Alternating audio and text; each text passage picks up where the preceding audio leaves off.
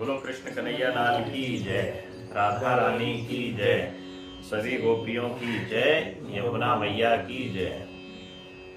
रहसि संविदं हृच्छोदयं प्रहसिताननं प्रेमवीक्षणम् बृहदुरस्त्रियो वीक्ष्य धाम ते मुहुते स्पृहा मुह्यते मन। अर्थ है 17वां श्लोक। इसका अर्थ है, हे प्यारे, गोपियां कहती हैं कि एकांत में तुमने मिलन की इच्छा और प्रेम भाव जगाने वाली बातें की। पहले ठिठोली करके हमें हंसाते थे, हमको हंसने का एक अवसर देते थे। तुमने प्रेम भरी चितवन से हमारी ओर देखा और मुस्कुरा देते थे। अब वो हमें मुस्कुराहट याद आती है और हम तुम्हारा वह विशाल वक्षस्थल देखते थे, हृदय देखती थी, जिस पर लक्ष्मी जी का वास है। निरंतर लक्ष्मी जी निवास करती हैं उस वक्षस्थल पर। हे प्रिय, तब से अब तक हमारी जो लालसा है ना, वो बढ़ती जा रही है तुम्हें देखने की, और हमारा मन तुम्हारे प्रति अत्यंत आसक्त हो रहा है।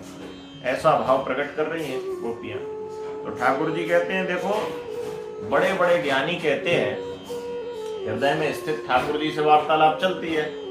ठाकुर जी कहते हैं कि बड़े बड़े ज्ञानी जन कहते हैं कि इस संसार में सब कुछ मिथ्या है, और सब कुछ मिथ्या है तो फिर हमारी याद क्यों कर रही हो? छोड़ छाड़ के वैराग्य धारण कर लो ना। वैराग्य क्यों नहीं धारण करती हो? तो गोपी कहती है, सुनो काना, ज्यादा होशियार बनने की जरूरत नहीं है। जगत मिथ्या होगा। ये बड़े बड़े ऋषि मुनि कहते हैं ये जगत मिथ्या है। ईश्वर सत्यम जगत मिथ्या, शंकराचार्य जी कह चुके हैं। जगत मिथ्या होगा, लेकिन तुम्हारा नाम, तुम्हारा रूप और तुम्हारी लीला ये सर्वदा सत्य हैं, और ये मिथ्या बिल्कुल नहीं हो सकते। और जब वैरागों की बात करते हो तुम, वैराग्य को यदि हम भाषा को और थोड़ा सा लचीला बनाए तो विराग हो जाता है। विराग यानी विशिष्ट राग।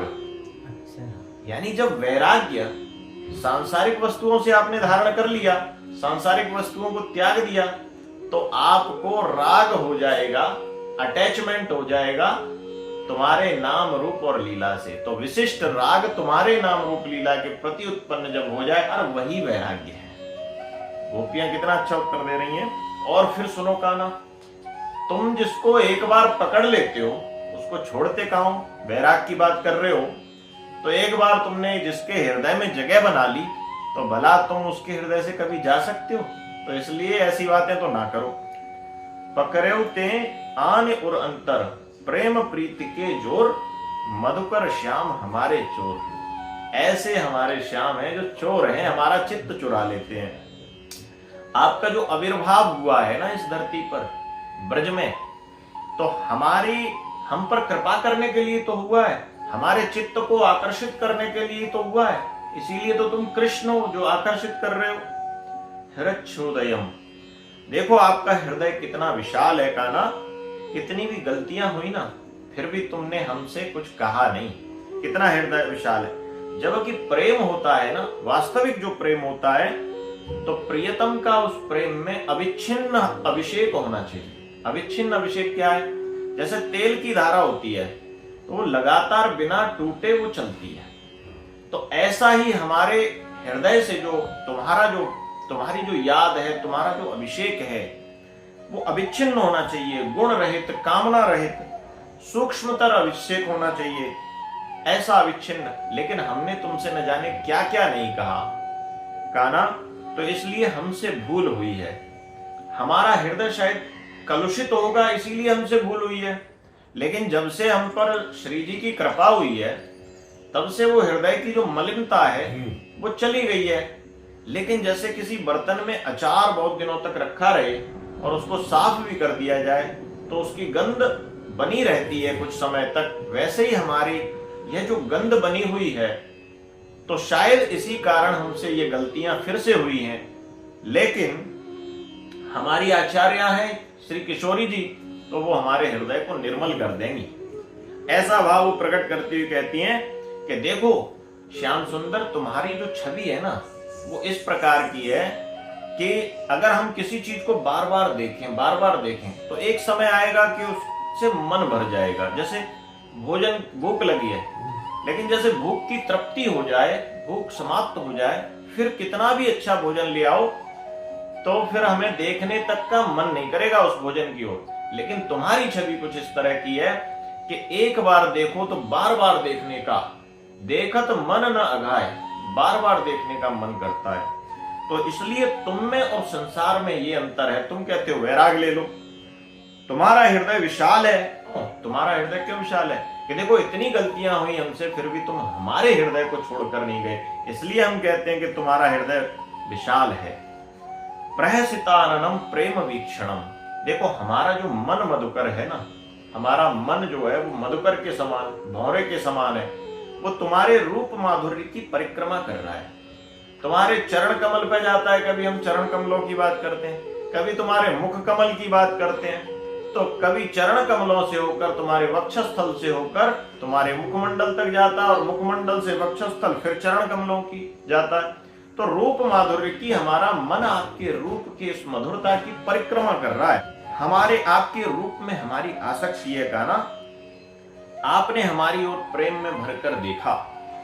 ब्रह्मा जी कहते हैं कि देखो देवता जो इंद्रियों के अभिमानी है ना, उनको भी भगवान, थोड़ी सी भगवान की छवि का दर्शन हो जाए तो वो बड़ी बड़ी हाँकते हैं कि हमने भगवान को देख लिया, हमने उनका दर्शन कर लिया। लेकिन ब्रजवासी कितने बड़भागी हैं कि इन्होंने भगवान का दर्शन ही नहीं किया, भगवान का स्पर्श किया, भगवान को अपने साथ खिलाया, भगवान के साथ खेले हैं, भगवान इनसे स्वयं आकर मिलना चाह रहे हैं। तो कितने बड़भागी हैं। नंद बाबा अपने कंधे पर बिठाकर कान्हा जी को ले जाते हैं खिलाने के लिए, यशोदा मैया अपनी गोद में बिठाती हैं, ब्रज गोपांगनाएं उनका बार बार स्पर्श करती हैं, दुलार करती हैं। तो ब्रजवासी कितने बड़भागी हैं, ये देवताओं के लिए कहां सुलभ है इतना भी। तो ये ऐसा कहते हैं। तो इसलिए ये कृपा किसकी हुई? गोपियां कहती हैं ऐसी कृपा तुमने हम पर खुद करी। देखो देवताओं पर भी जो कृपा नहीं करते हो वो हम पर करी है। तो इसलिए रसिक जन एक पद गाते हैं, ऐसो को उदार जग माही, ऐसो को उदार जग माही, जो सेवा सो द्रव्य दीन पर राम सरिस को नाई। ऐसे राम के समान कोई है नहीं, ऐसे श्री कृष्ण के समान कोई है नहीं। इतना कोई उदार, बिना किसी बात के तुम दिए जा रहे हो, इतना सब कुछ दिया जो देवताओं के लिए दुर्लभ है वो तुम हमारे लिए सुलभ बनकर आ गए। और गोपियां कहती हैं कि ब्रह्मा जी ने तो विधान बनाया कि कर्म प्रधान विश्व रचि राखा, जो जस करे सो तस फल चाखा। यानी जो जैसा कर्म करेगा वैसा उसको फल मिलेगा। कर्म प्रधान ये सारा संसार है, ब्रह्मा जी ये बात कहते हैं। लेकिन तुमने हम पर कितनी कृपा करी, न जाने हमसे जन्म जन्मांतर में कितने पाप हुए होंगे, फिर भी तुम कृपा करने के लिए आए, उस विधान को बदलने के लिए आए। उन पापों को का फल हमें नहीं मिल रहा, तुम हम पर कृपा करने के लिए आए हो। तुम कहते हो ना कि विप्रदेन सुर संत हित लीन मनुज अवतार, निज इच्छा निर्मित माया गुण गो पार। तुम निज इच्छा से आते हो, यानी ब्रह्मा जी के विधान से नहीं चलते। तुम निज इच्छा से, अपनी इच्छा से कृपा करने के लिए, जीव पर कृपा करने के लिए आते हो। तो ये कृपा कैसे होती है? तो हरि कृपा के बिना जीव की गति नहीं है। हर जीव का एक अंतिम लक्ष्य क्या है? श्री हरि की कृपा हो जाए। और हरि कृपा कैसे मिलती है? दैन्य से मिलती है। दैन्य मतलब दीनता होनी चाहिए व्यक्ति के भीतर। वो चाहे वो उसके भीतर कोई अहंकार ना हो, कोई कल्मश ना हो, वह दीन भाव में रहे हर समय। तो इस दैन्य भाव से, और दैन्य भाव किसके समक्ष? गुरु के समक्ष अगर रहता है। और दैन्य भाव किससे प्रकट होता है? गुरु की सेवा से। तो गुरु सेवा से दैन्य प्रकट होता है, और दैन्य से श्री हरि की कृपा प्राप्त होती है। तो गोपियां भी यही कह रही हैं कि शायद हम पर भी श्री जी की कृपा हुई है, और उसी श्री जी की कृपा की बदौलत आप हम पर कृपा करने के लिए आए हो, हमारे बीच में आए हो। तो इस श्लोक का भाव इतना ही है। बोलो कृष्ण कन्हैया लाल की जय, राधा रानी की जय, सभी गोपियों की जय, यमुना मैया की जय।